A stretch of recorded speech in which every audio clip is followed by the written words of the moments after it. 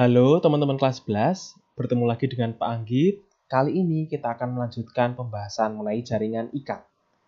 Nah, pada video ini kita akan membahas mengenai jaringan tulang sejati atau osteon, lalu jaringan darah, dan juga jaringan limfa.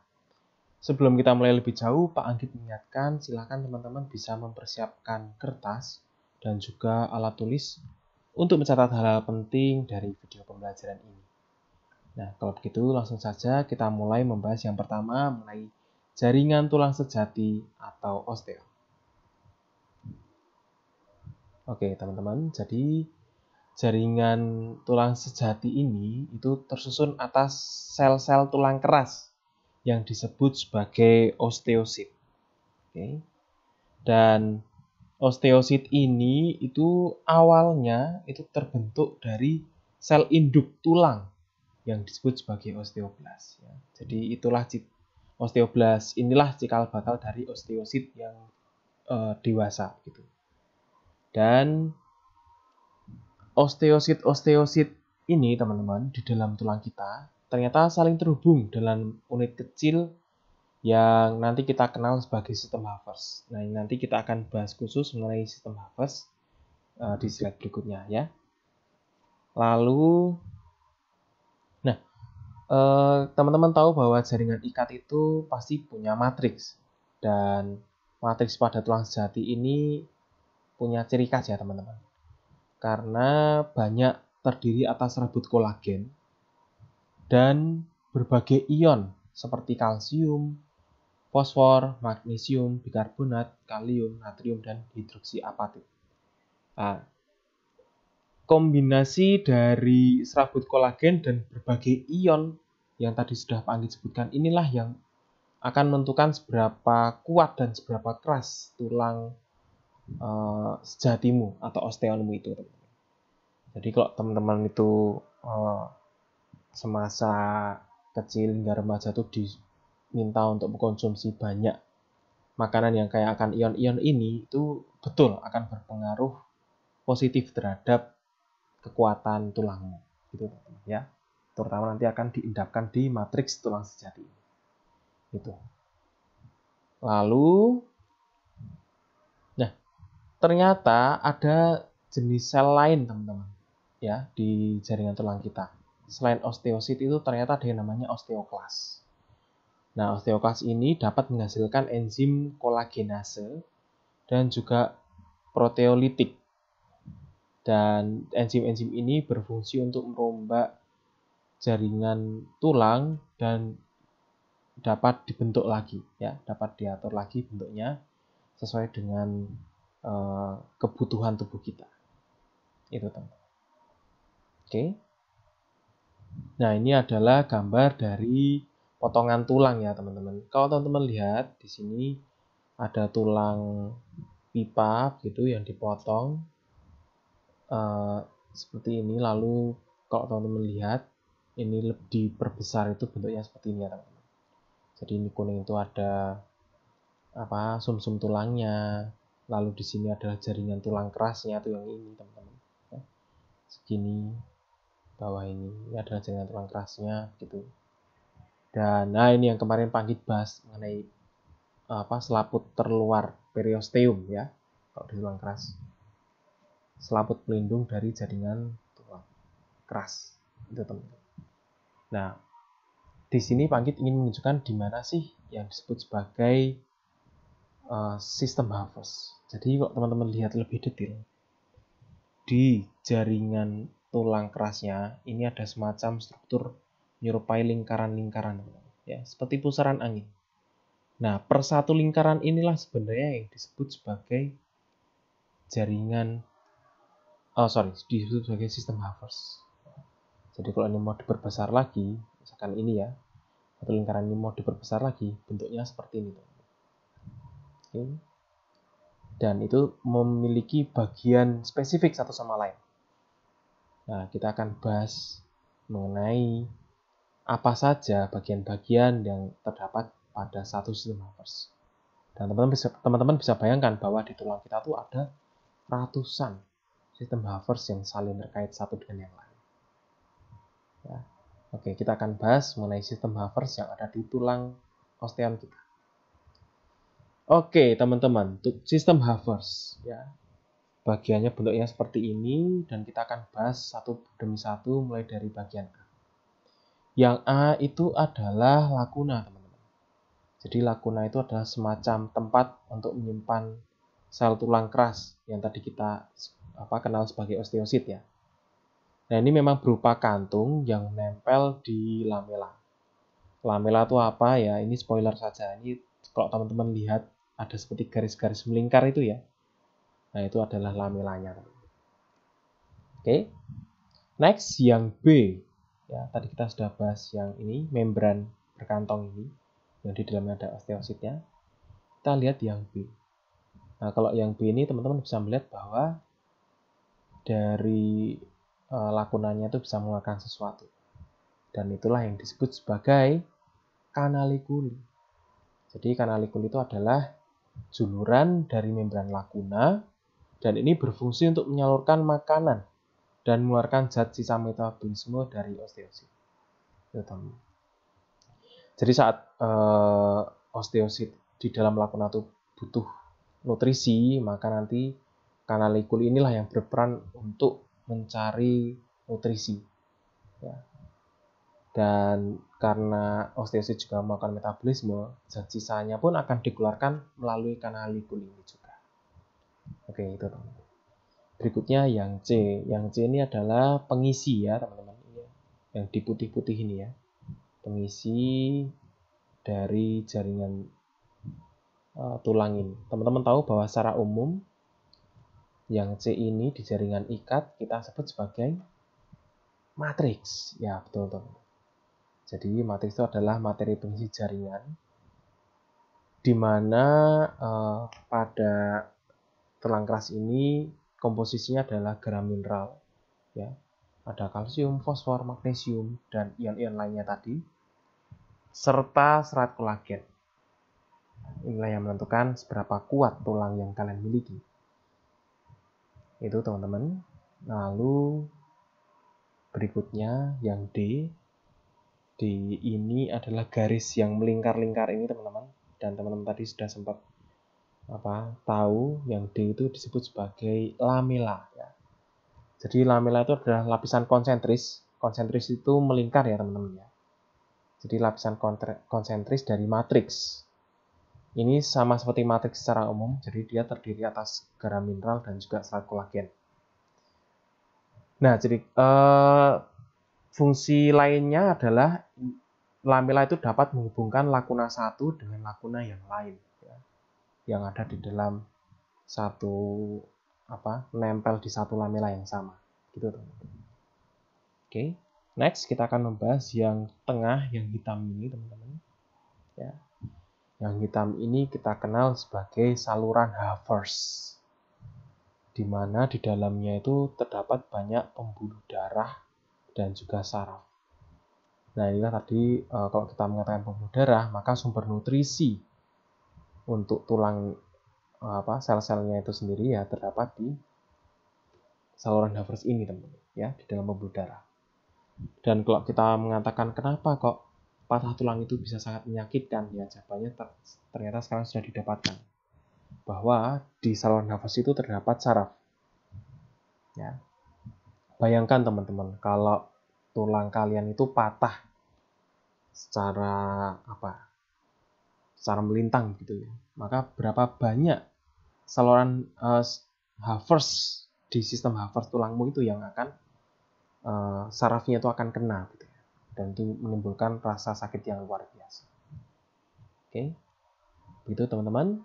Kalau begitu, ini adalah sistem Havertz yang khas pada jaringan tulang keras atau osteo. Berikutnya kita akan lanjut ke jaringan lainnya, yaitu jaringan darah. Oke. Jaringan darah. Secara komposisi itu tersusun atas plasma darah, yaitu sekitar 55%. Dan, dan berbagai jenis sel darah, ada 45%. Misalnya seperti itu. Nah, plasma darah ini berisi ada protein darah, hormon, vitamin, asam amino, glukosa, dan zat larut lainnya ya. Sedangkan sel-sel darah itu berupa eritrosit atau sel darah merah, leukosit atau sel darah putih, dan juga trombosit atau keping darah. Secara umum jaringan darah itu berfungsi sebagai pembawa sari-sari makanan. Nah, ini fungsi spesifiknya si plasma ya. Hormon ini juga pembawa hormon itu juga tempatnya plasma. Oksigen. Nah, kalau kita ngomong oksigen berarti nanti berkenaan dengan pengangkutan oksigen itu oleh eritrosit. Sisa metabolisme. Nah, ini juga oleh plasma. Mencegah infeksi, ini fungsinya si leukosit, dan penutupan luka ini adalah si trombosit. Nah, supaya lebih jelas kita akan bahas secara spesifik satu demi satu mengenai komposisi jaringan darah dan juga definisinya. Kita akan membahas sesuai apa yang ada di gambar, teman-teman ya. Jadi di sini ada 3 sel ya, trombosit, eritrosit, dan juga leukosit. Dan jangan lupa bahwa ada bagian yang cair, yaitu si plasma. Nah, kita akan bahas mulai dari yang cair dulu, yaitu si plasma. Nah, plasma darah, teman-teman. Ini adalah bagian cair pada darah. Ya, karena mayoritas itu terdiri atas air. Jadi, teman-teman, kalau kamu tuh minum air, sebagian dari air yang kamu minum tuh akan dimasukkan ke dalam darah. Jadi, darahmu tuh akan cukup encer dan dapat mengaliri di tubuhmu itu dengan baik. Kalau kamu kurang minum air, maka kamu tahu sendiri bahwa ini pun juga akan berpengaruh pada darahmu. Darahmu itu akan menjadi kental dan cukup berat untuk dipompa ke seluruh tubuh. Ya, itu teman-teman. Oke, next. Plasma darah ini mengandung berbagai macam zat larut ya, seperti nutrisi tadi, zat makanan, ada glukosa, asam amino, dan lain-lainnya tadi ya, ada ion-ion tadi. Lalu juga ada keping darah, ada selnya juga, teman-teman, trombosit, serta ada hormon. Ya. Nah, di sini yang sering dibahas, sering ditanyakan teman-teman, yaitu plasma darah pun memiliki protein plasma khas, cuman ada di darah. Ya. Paling tidak ada 4 ini, teman-teman. Yang pertama adalah albumin. Jadi albumin ini adalah protein darah yang berfungsi untuk menjaga tekanan osmosis darah. Ya. Itu teman-teman. Lalu ada fibrinogen. Ini terlibat dalam proses penutupan luka atau pembekuan darah. Ya. Sama saja atau pembekuan darah. Lalu alfa dan beta globulin. Ini berfungsi untuk pengangkut. Jadi yang diangkut adalah molekul lipid, hormon, dan zat larut lainnya. Lalu juga ada gamma globulin. Ini adalah jenis globulin yang berperan sebagai antibodi dalam sistem imunitas. Ya. Satu-satunya protein plasma yang dapat berfungsi sebagai antibodi di dalam sistem imunitas kita. Gamma globulin. Itu teman-teman mengenai plasma darah. Kita akan lanjutkan berikutnya adalah eritrosit atau sel darah merah. Teman-teman pasti sudah kenal ini sejak SD atau bahkan SMP ya. Jadi bentuknya itu adalah bikonkav, teman-teman ya. Bikonkav itu semacam dia itu bulat begitu, tetapi tengahnya itu tuh cekung. Ya. Kayak ada cekungannya gitu, teman. Ya, itulah bikonkav. Ya. Lalu sel eritrosit yang normal itu malah tidak memiliki inti sel. Dia tidak memiliki inti sel. Lalu berikutnya mengandung hemoglobin atau Hb, yang dimana ini fungsinya untuk mengikat gas oksigen dan juga karbon dioksida. Maka ini berperan penting dalam proses respirasi. gas O2 ini nanti ya akan diambil di paru-paru. Ya, dia diambil di paru-paru untuk diedarkan ke seluruh tubuh. Seluruh jaringan tubuh. Kalau kita ngomong seluruh jaringan tubuh berarti sampai ke tingkat sel. Nah, kalau pengangkutan gas CO2 itu nanti diambil oleh eritrosit ya ini kebalikannya, seluruh jaringan tubuh, teman-teman. Ya. Dan ini nanti akan diambil CO2-nya di seluruh jaringan tubuh untuk dibawa ke paru-paru sehingga bisa kamu hembuskan. Nah, kita mulai nyicil belajar dikit untuk membahas sistem tubuh manusia yang lain di bab berikutnya, gitu ya teman-teman. Oke, next. Berikutnya adalah leukosit atau sel darah putih. Nah, kalau sel darah putih itu punya inti, teman-teman, ya. Ada inti selnya. Dia tidak mengandung hemoglobin, tidak seperti eritrosit. Ya, kalau eritrosit punya hemoglobin. Dan fungsi utamanya adalah untuk pertahanan tubuh. Nah, kalau dari strukturnya teman-teman, ini terbagi menjadi dua, yaitu granulosit dan agranulosit.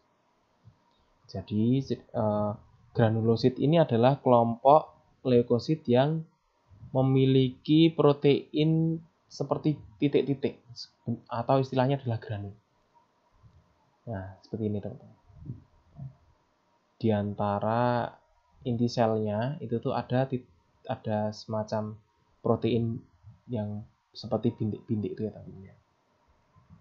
Nah, ternyata yang memiliki granulosit ya, atau protein granul itu ada 3 jenis, yaitu basofil, eosinofil, dan juga neutrofil.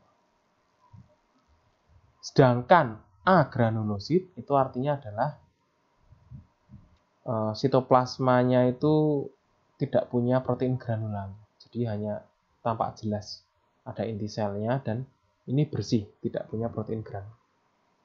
Nah, ini terdiri atas 2 jenis, yaitu monosit dan juga limfosit. Itu teman-teman untuk leukosit atau sel darah putih. Next. Nah, kita akan membahas mengenai trombosit atau keping darah. Fungsi yang utama adalah berperan dalam proses penutupan luka atau nanti terlibat dalam mekanisme pembekuan darah.